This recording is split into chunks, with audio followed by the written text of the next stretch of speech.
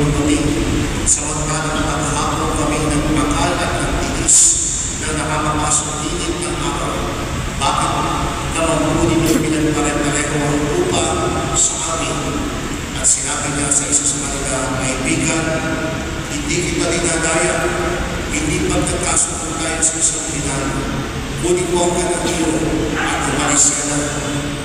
Paano kung ibig kong upahan ng ahuli ng ulan ng lupa ko sa iyo? Wala pa akong karapatang gawin ang aking kaibigan sa alaala mo. O naiingit ka lang sa aking kabutihan mo. Kaya ang nahuhuli ay mahuhuna at ang nahuhuna ay mahuhuli.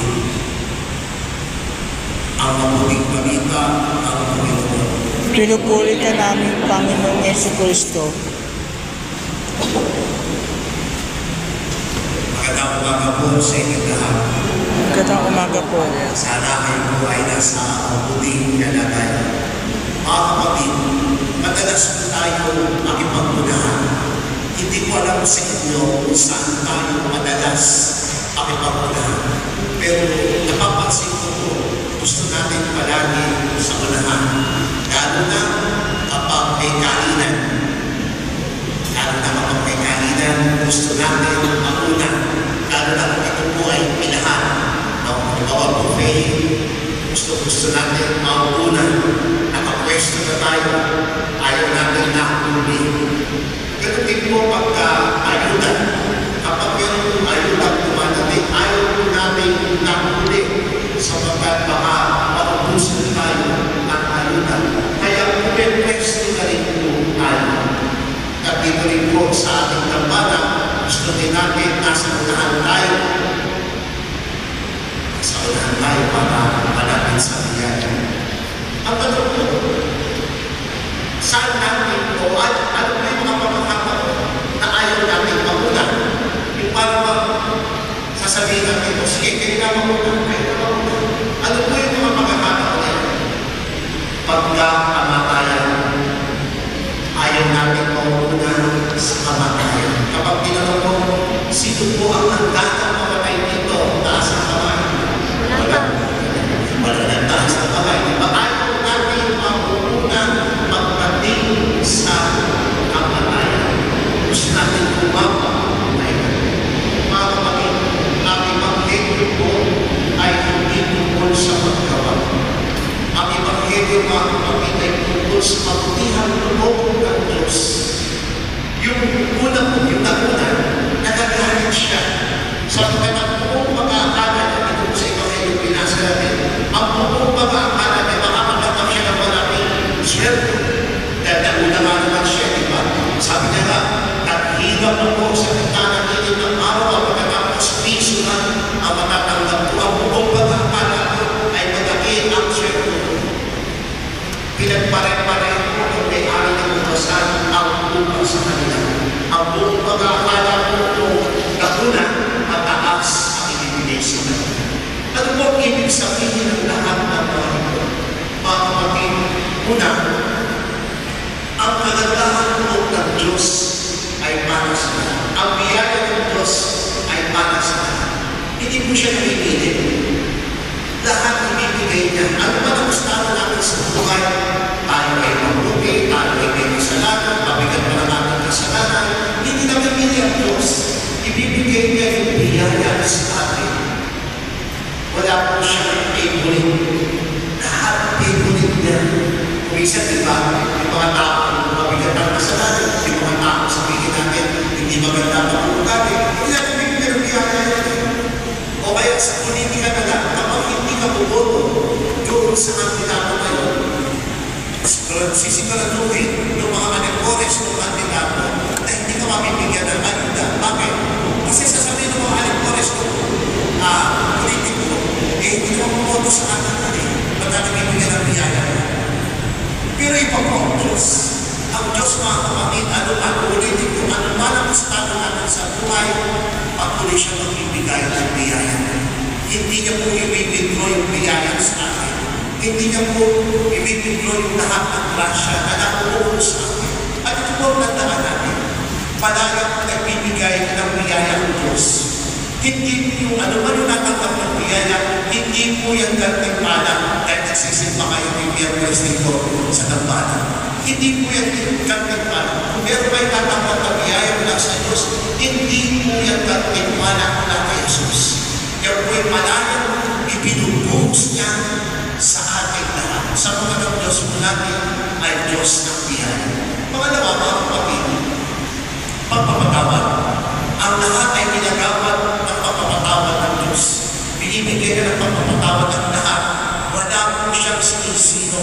Basta kapag tayo humingi ng tawad, anumang oras na ating buhay o sa dating hapon ng buhay natin, nag-isipan natin humingi ng tawad, matatawagin pa rin tayo ng Diyos. Kung minsan mga kapatid, naiingit tayo dun sa iba, hindi ba? Isa sasabihin natin, bakit yan? Kung kailan malapit na mamatay, tsaka humingi ng tawad, at tinawad ng Diyos. Sa pagtalan ako, malapit ako na sa Panginoon, nagsisilbi ako dito sa dambana, hindi ako, malapit ako nagdadasal, malapit ako nagbibigay. Parang unfair naman yan sa Diyos. Sa pagtalan ito katabi ko dito, nung siya'y nagkasakit, doon niya lang nakasipan humingi ng tawad, at tinawad pa rin siya ng Diyos. Ganun po biyaya ng pagpapatawad ng Diyos. Ibibigay niya sa lahat ang pagpapatawad sa harap naman. At pangatlo, ang pag-ibig ay para sa lahat. Wala po siyang pinipilit. Kahit yung masama, hindi nababawasan ang pag-ibig ng Diyos. Hindi ba sa atin, sa karanasan natin, kung sino yung masama, hindi mo iibigin ka rin. Kung sino yung lumulo, hindi mo mamahalin ka. Pag mamahalin ng mga lumulo, bakit mo mamahalin ng masama? Bakit mo mamahalin ng mga magbarakbo? Bakit mo mamahalin yung mga nagtakaw ng pera ng bayan? Bakit mo mamahalin yung kurang? Hindi mo mamahalin na. Ang Diyos, mga kapatid, umulit. Kaya kami na lang. At dito po sa dambana, ang mahal na rin ng langit sa trono, iyayaman ang lahat. Amen.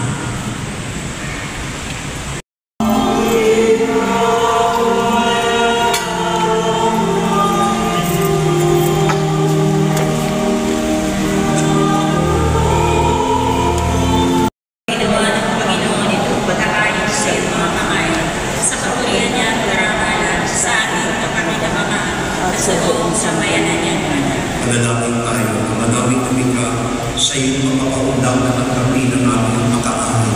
Gawin mo kami nagdiriwang na may magpalima sa tagubilin ni Papa Santiago ay tayo ng makulang at makapakinabang ng oras.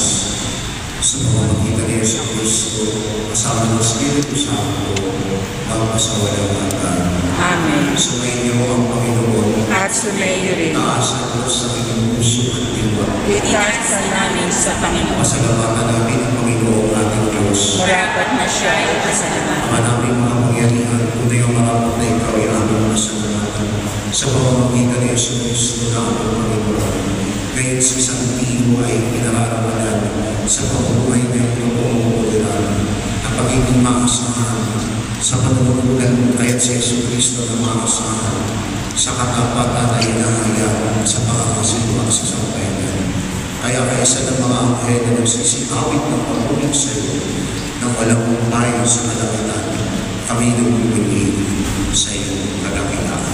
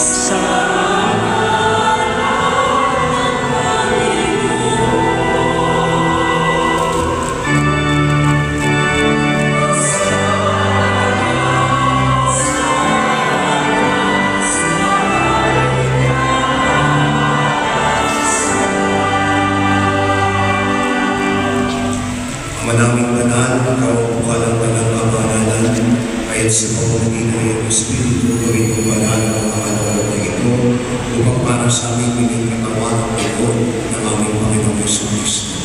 Bago niya pinagtiis ang kusang loob na maging ganito, ginawakan niya ang tinapay kung sa lamangang kanya, pinaghati-hati ngayon, idabot sa kanyang mga alagad at sinabi, tanggapin niyo lahat ito at amin, ito ang aking katawan, na ihahandog para sa iyo.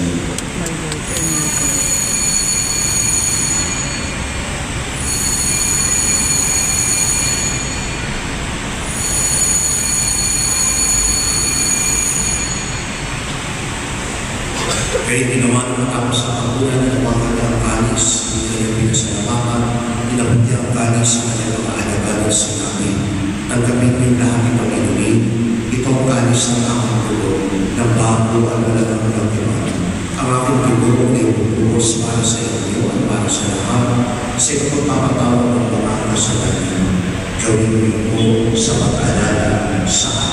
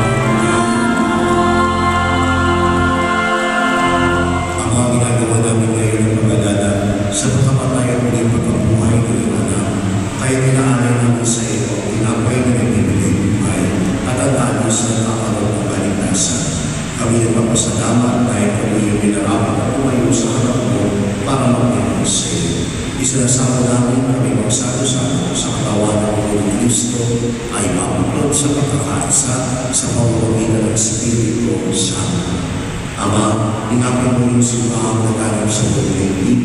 Gustusin mo kami sa pag-ibig kay San Francisco na aming Santo Papa, Yesit na aming Obispo at ang buong kaparian. Alalahanan mo rin ang mga kapatid namin na hinay na may pag-asang sa iyong mabubuhay. Kaya pinalaman ang mga kumahan, tawan mo sila patuloy sa iyong kalimutan, tawan mo at maging naman kami lahat na makasalo sa iyong buhay na walang bukas. Kaya isang pangalan niya ang Maria na ina ng Diyos, ang nananalig sa iyo, kasama sa Diyos ay napagkakamya, mga gusto at lahat ng mga banal, na nabuhay dito sa daigdig ng nalulunod sa iyo. May pagdiwag gawa namin ang pagpupuli sa ikarapan mo sa pamamagitan ng iyong anak na aming Panginoong Jesucristo. Sa pamamagitan ni Kristo, kasama at sa Kanya, lahat ng parapal at pamumuhay sa iyo, Diyos ang mga kapangyarihan, kasama ng Espiritu Santo, magpasawalan ng Panginoon.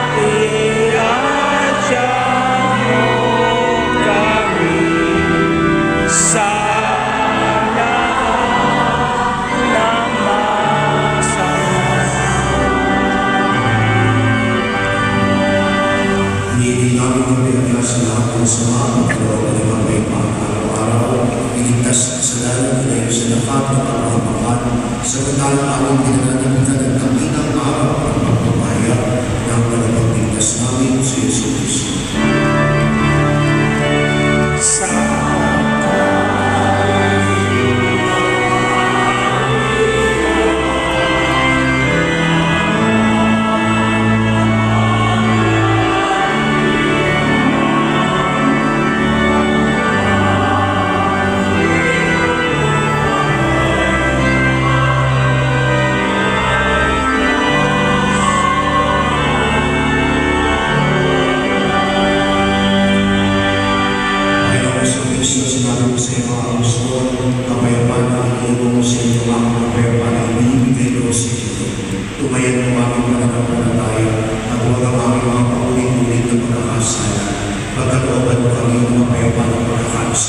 Ayon sa iyong kalooban, kasama ng Espiritu Santo, magpasawala hanggan. Amen. Ang kapayapaan ng Panginoon ay laging sumainyo. At sumainyo. Ang pagpapamigay tayo ng kapayapaan sa Yesu Cristo. Peace be with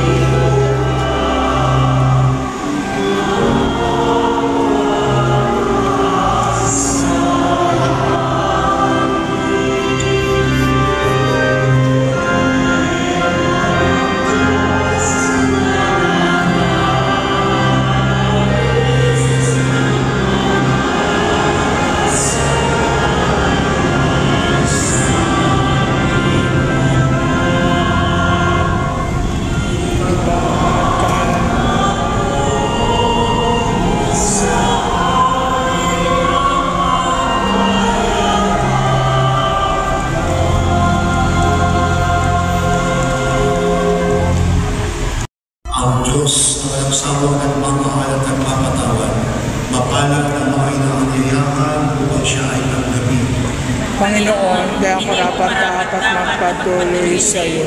Ngunit sa siyang salita mo lamang ay gagaling na ako. Natanawa mo ang pagpamayag ng panawagan ng Kristo para sa buhay ng mga. Amen.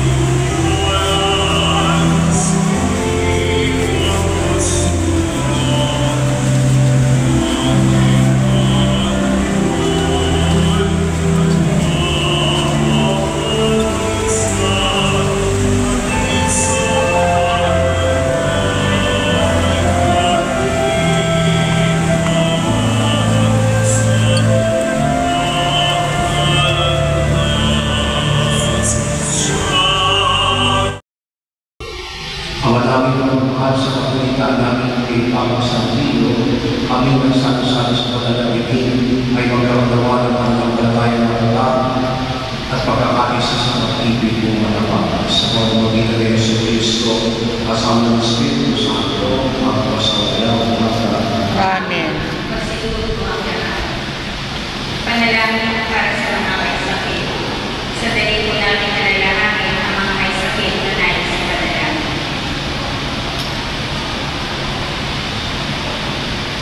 Panginoong Yesu Cristo, pinasan mo ang aming mga tiisin at dinala mo ang aming natin upang ipakilala ang kagalakan ng pagtitiis at napangailangan ng tulong. Paglimutin din ang aming mga panalangin para sa mga namin may sakit. Ipagkaloob mo sa kanila lalapit na nahihirapan dahil sa bilangan sa mga sakit at kakaramdaman. Dahil ayaw kalinga. Ibalik mo sa kanila ang kulusugan ng katawan at kaluluwa upang sila ay makapagputos sa iyo at sa kapwa. Amen.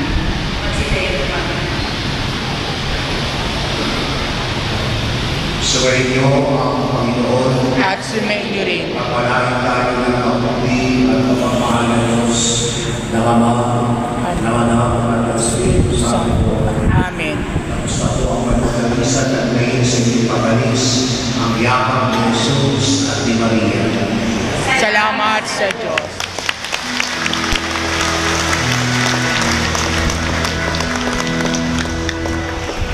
At